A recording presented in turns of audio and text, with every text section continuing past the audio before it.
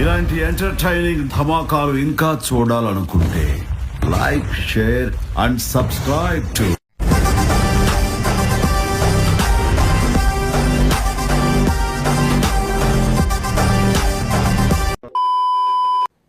విజయవాడ లాంటి కార్పొరేషన్లో కూడా 49 స్థానాలు మనం చిటికలే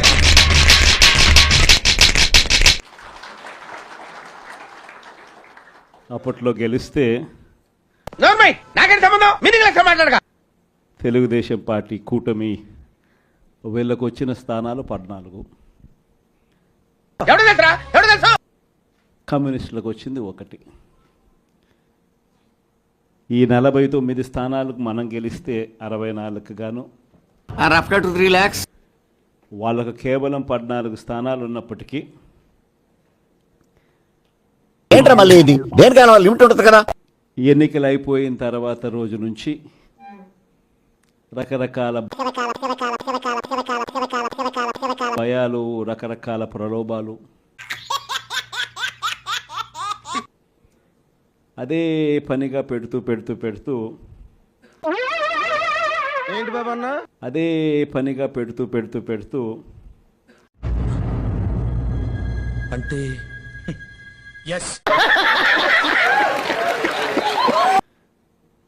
ఒక 11 మందిని మాత్రం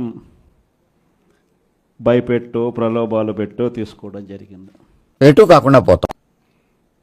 అయినప్పటికీ 38 మంది నిఠారుగా నిలబడ్డారు అని చెప్పడానికి గర్వపడతాను. చిటికలే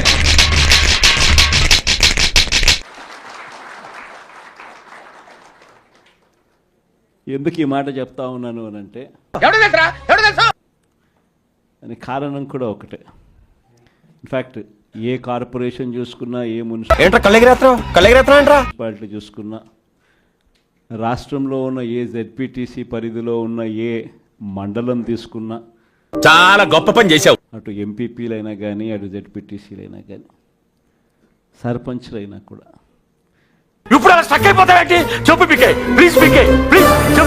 ఏది తీసుకున్నా కూడా ఎన్నికలు అయిపోయిన తర్వాత 3 సంవత్సరాల తర్వాత వెళ్ళి వాడిని అడగరా, గాల్లోంచి తీసి నీ చేతిలో పెడతాడు. లోకల్ బాడీ ఎన్నికలు జరిగితే అటువంటి ఎన్నికల్లో తెలీదురా ఈ రకమైన రిజల్ట్స్తో రాష్ట్రమంతా క్లీన్ స్వీప్ చేసిన పరిస్థితి వైఎస్ఆర్సీపీ ప్రభుత్వం, మన ప్రభుత్వం. అంటే ప్రజల్లో ఏ రోజైనా కూడా తలెత్తుకొని పోగలిగాం. నువ్వు చెప్పేదల్లా నమ్మటానికి నేను ఎదవల్లాగా అనర్జుకేటెడ్ కాదురా, మరగుచ్చదవా, మొదలచ్చి పెదవా, పింజారి ఎదవా, నెలసొక్కుదవా.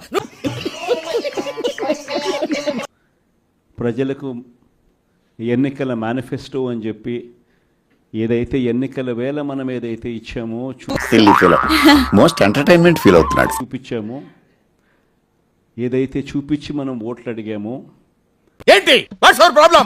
ఆ ఎన్నికల మేనిఫెస్టోలో 99% హామీలను నెరవేర్చి ప్రతి నెల ఏ పథకం అమలు చేస్తూ ఉన్నామో బడ్జెట్ ప్రవేశపెట్టే రోజే సంక్షేమానికి సంబంధించిన క్యాలెండర్ కూడా రిలీజ్ చేస్తూ, అవునా, ఇదిగో ఈ నెల ఈ పథకం, ఇదిగో ఈ నెల ఈ పథకం, ఇదిగో ఈ నెల ఈ పథకం అంటూ చెప్పు సార్, చెప్పవా, ఇదిగో ఈ నెల ఈ పథకం, ఇదిగో ఈ నెల ఈ పథకం, ఇదిగో ఈ నెల ఈ పథకం అంటూ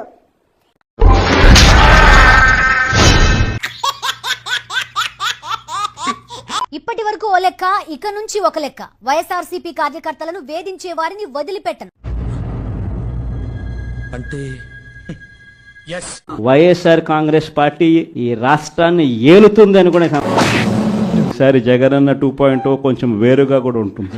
మనల్ని అంతం చేయడానికి మళ్ళా ఉండే ఒక నల్లటి గొర్రె మనలో చొరబడింది. ఈసారి జగనన్న 2.0 కార్యకర్త కోసం ఎలా పనిచేస్తుందో కూడా చూపిస్తుంది.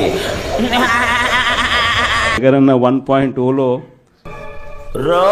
కానీ జగనన్న 2.0కి వచ్చేసరికి మాత్రం పోయే కాలం వచ్చినప్పుడు అలాగే వస్తా.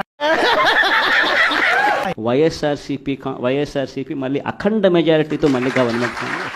ఎస్వి రంగారావు మళ్ళీ పుట్టారా అన్న. రాష్ట్రాన్ని ఏలేది వైఎస్ఆర్ కాంగ్రెస్ పార్టీయే.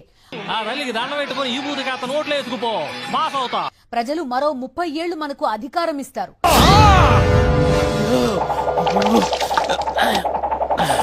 విలువలు, విశ్వసనీయతే మనల్ని మళ్లీ గెలిపిస్తుంది. ఓకే అమ్మా, ఆల్ ద బెస్ట్. ఎక్కడున్నా చట్టం ముందు నిలబెడతా. ఏం చేస్తాం గురే కసాయి ఒడ్నే నమ్ముద్ది. ఇవి జగన్ 2.0 మాటలు. ఈ రోజు కష్టాలనేటివి వస్తాయి. నీకు లైఫ్ థ్రెట్ ఉంది. కష్టం రానిదే సుఖం రాదు. హీరో, డైరెక్టర్, ప్రొడ్యూసర్ అన్ని బాబానండి. అవునా? కష్టం వచ్చినప్పుడు మన క్యారెక్టర్ను మనం అమ్మేసుకుంటే ఇసుక అమ్ముకోవాలి, ఇసుక అమ్ముకోవాలి. పెద్దిరెడ్డి రామచంద్రారెడ్డి మింగేసిన అడవి భూములవన్నీ. ఈ మాత్రం దానికి ఇంత షాక్ అవుతాడేంట్రా? ఇలాంటివి మన దగ్గర చాలా ఉన్నాయి. తన విలాసవంతమైన ఫామ్ హౌస్ కి రోడ్ వేయించుకున్నాడు. అరే కూట్లే, నీకు ఇంక అర్థం కాదా? ఆయన అద్భుతంగా నిర్మించుకున్న, లావిష్ గా నిర్మించుకున్న ఫామ్ హౌస్ ఎక్కడ? అడవి మధ్యలో.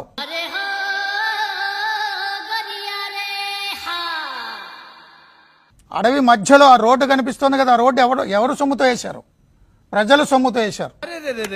పెద్ద సమస్య వచ్చి పడిందే. అడవుల్ని రక్షించాల్సినటువంటి మంత్రి అడవుల్ని మింగేశాడు. మీకు పండుగ తమ్ముళ్ళు, రెడీ అయిపోయింది తమ్ముళ్ళు. చూడండి ఆ విలాసవంతమైన ఫామ్ హౌస్ ఎలా కట్టుకున్నాడు. ఎవడిచ్చాడు కరెంటు, ఎవడిచ్చాడు నీళ్లు, ఎవడేసాడు రోడ్లు. ఏగ వాళ్ళదంతే, మమ్మల్ని ఎవరేం చేయలేరు. మమ్మల్ని ఎవరు ఏమీ చేయలేరు అంతే.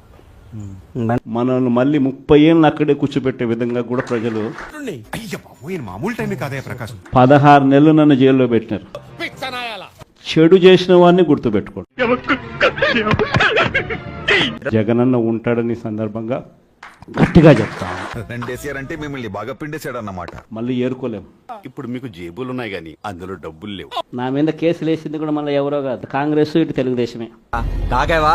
సార్ కాంగ్రెస్ పార్టీకి సంబంధించిన ఏ కార్యకర్త వెంటికి కూడా పీకలేడు అని చెప్పి కూడా ఈ సందర్భంగా ఏందిరో వాల్యూమ్ పెంచిన.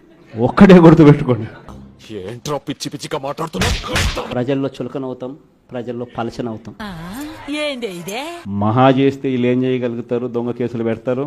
100 కేజీలు కొవ్వుతు గానీ అరగ్రామ్ ట్రైన్ లేదు నీకు. చంద్రబాబు నాయుడు ఎందుకు చేయలేకపోతున్నాడు? ప్రేమగా పిలిస్తే రాకుండా ఎలా ఉంటావులండి. మరో 30 సంవత్సరాలు ఏళ్తామని కూడా ఈ సందర్భంగా కూడా మరి గట్టిగా కూడా చెప్తాను. వాళ్ళంతా ఉల్పగాళ్ళు సార్. ప్రతిపక్షంలో ఉన్నప్పుడు మన కష్టాలు కనిపిస్తాయి. రెట్టించిన ఉత్సాహంతో మళ్ళా పనిచేస్తాం. జన్మంటూ ఉంటే మళ్ళీ రికార్డింగ్ డాన్సర్ గానే పుట్టించమని దేవుడిని ప్రార్థన. నాకింత నీకింత అని ఎమ్మెల్యే దగ్గర నుంచి మరోవైపున ఏది చూసినా స్కామే. పెద్ద మనిషి పెద్దిరెడ్డి కట్టిపడేసుకున్నాడు ఫామ్ హౌస్. ఈగ వాళ్ళదు మా మీద, ఈగ వాళ్ళదు. వైఎస్ఆర్ కాంగ్రెస్ పార్టీ బ్రతుకుతుంది. ఈడింకా సుధరాయించలే, 4 తగిలించి పంపించు. మనం ఆ కష్టాలను ఎలా ఎదుర్కొంటాం అన్నది. లేని వాళ్ళు బ్రాంతి తాగెళ్ళిపోవచ్చు. ప్రతిపక్షంలో కూర్చొని ఉండం అది పర్వాలా. ఇకనైనా చక్కగా బతుకు. మళ్ళీ రీల్ వెనక్కి తిరిగి మళ్ళీ అదే రోజుకు ఫెంటాస్టిక్ పర్ఫార్మెన్స్. మహా అయితే 3 నెలలు లోపల వేస్తాం. 2 నెలల నుంచి ప్లేట్ నిండా ఫుడ్ లేదు, కంటి నిండా నిద్ర లేదు. మన ప్రభుత్వంలో ఎలా ప్రతిదీ కూడా ఎలా పగడ్బందీగా ఎలా జరిగింది. ప్రజల డబ్బుతో రోడ్లు వేసుకున్నాడు.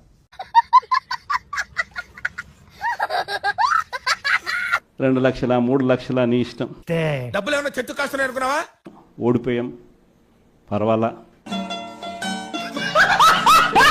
100 ఎకరాల భూములు కబ్జా, అటవీ భూములు.